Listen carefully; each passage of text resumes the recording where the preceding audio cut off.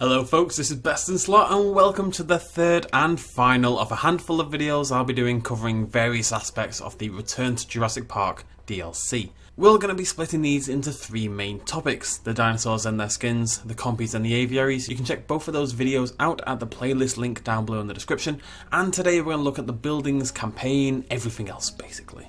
These should all be relatively short, sweet and uploaded in quick succession. You're here for the information and I'm going to give it to you.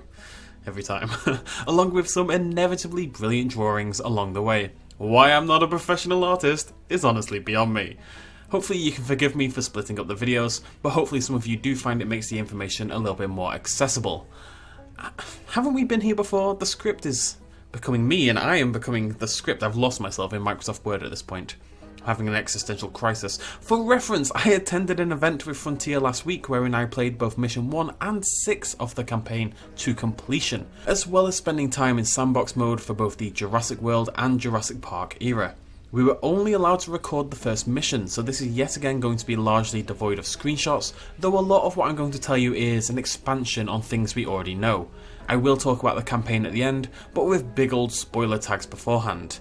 With all that said, let's get started. We're going to start off with the new contract system. Now, I did address this briefly in my gameplay, but basically the divisions have been replaced by Alan Grant on paleontology, Ellie Sattler on paleobotany, and Hammond on park direction. It's called Park Director, I believe. All three of these can give you missions and then rep, and you'll need it for the unlocks as per usual. But you can also be given missions by Cabot Finch, young, devilishly handsome, weird Cabot Finch, and Ian Malcolm, with the former giving you Hammond reputation and the latter giving you reputation for both Ellie and Alan.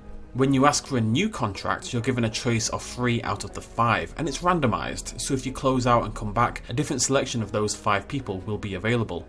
I'm going to talk a little bit more about the campaign and story around these characters towards the end, but for now we're going to move on. From this point, honestly, this video is going to be more like a checklist of random things I noticed. This is all information gleaned from Sandbox Mode and Mission 6, and for now, no spoilers, I promise. The goat feeder has changed very slightly. As we saw in the trailers, it does now emerge in a cage, and what you don't see in the video is actually the rod next to it, meant to resemble the one the goat was attached to in Jurassic Park.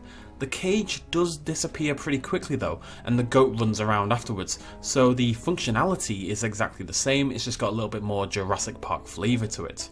The vehicle tour was still using the Greyskin Jeep, not the Ford Explorer. I'm unsure if it's been cut, if it's just not in yet generally. Bear in mind I did play a month or so old development build that's inevitably been updated a lot since. Like I said, the Jurassic Park 3 Raptor skin, for example, wasn't completed at this point.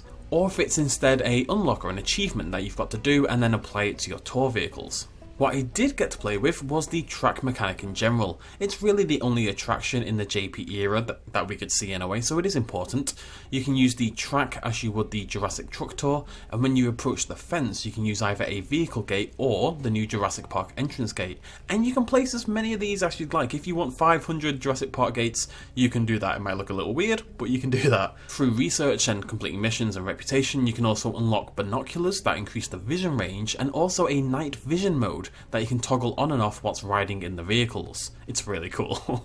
The vehicles have 3 different seating positions, 1 in the front and 2 in the back. As mentioned in other videos, the incubation now shows whether you're using the new or old model of dinosaur. This is a very slight spoiler coming up for a few seconds.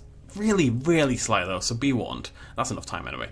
But you don't actually use the hatcheries during the campaign mission I played. Instead, you incubate your dinosaurs from the visitor center and then airlift them in when they're completed. I really don't know why this is the case, to be honest. I'm sure there's a story reason that I didn't have access to, because obviously it was broken up quite a lot. But I did not have access at all. I did try. I did not have access to the hatcheries on Mission 1 or indeed Mission 6. As far as I could tell, this airlifting mechanic was only present in the campaign. I tried it in the sandbox and I wasn't able to do it. You've already seen the redwood trees. I redwood every time in my gameplay video. Placeable, not a brush.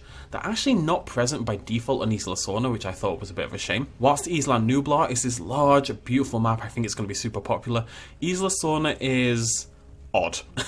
It's like 3 mini versions of our current Isla Sorna strung together. It's like 3 circular areas with big islands in the middle that you can't build on. I strongly suspect it's going to be dismissed for sandbox play pretty much entirely, but I actually laughed when I saw it because it was like a massive troll move by Frontier. Like, they knew that what people most hated about Isla Sorna was the big ass mountain in the middle, so they thought they'd give us 3 of them. I thought it was hilarious. It was okay though, because the new Nublar map is huge, it's relatively flat, and it's beautiful. It's going to be super, super popular.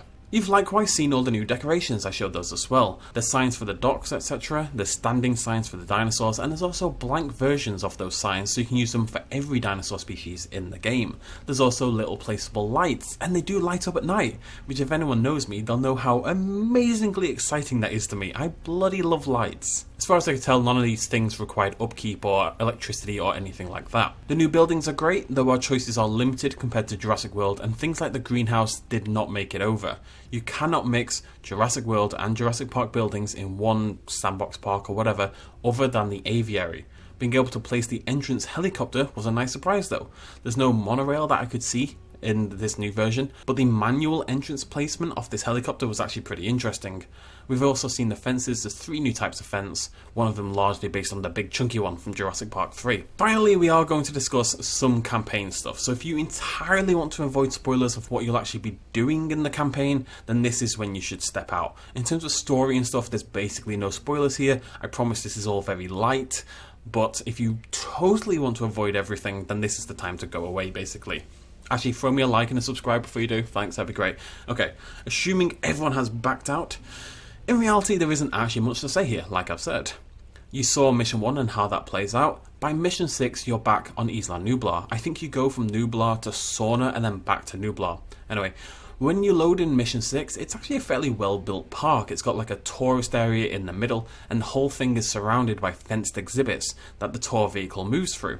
Your goal is to research the Compy and the light cable fence, then get the Compy to 75% genome completion and release 5 of them. You then move on to researching the Aviary and the Pteranodon before trying to reach a Pteranodon rating of 500. That is, put enough Pteranodons in your aviary for them to be worth 500 entertainment points or whatever it is Jurassic World Evolution uses as a metric. And that's about it, folks. That's everything I managed to jot down that I haven't already covered extensively in the other videos. It was a lot, and I'd have loved to be able to spend a little bit more time discovering the new dinosaurs, looking out for animation changes and stuff like that. Alas, real life called me back, because it's a massive nerd. Either way, I hope you've enjoyed this insight today into the new DLC, and I doubly hope you'll join me in a couple of weeks on the 10th of December, where we'll be playing through the whole campaign as well as doing highlight videos on, well, everything, basically. You know me, as always. I try to be the place for valuable, true Jurassic World Evolution news, so hopefully I can keep doing that for you. Or I'll be homeless, basically. So, yeah. Funny how life works out, isn't it? Thanks for joining me today. Throw me a like if you enjoyed this video and the others, and I'll see you lovely folks next time. Cheers, much love, as always. Bye-bye. Hey folks, thanks for watching. If you enjoyed this video or you want to help support me a little bit more, you can do so at patreon.com/bestinslot. There's a link in the description down below. Every little really does help in times like these, but it's not at all expected, and by just watching the video you've already helped me out massively, and it makes you a pretty cool person, so well done you. Thanks for joining me either way, I'll see you next time.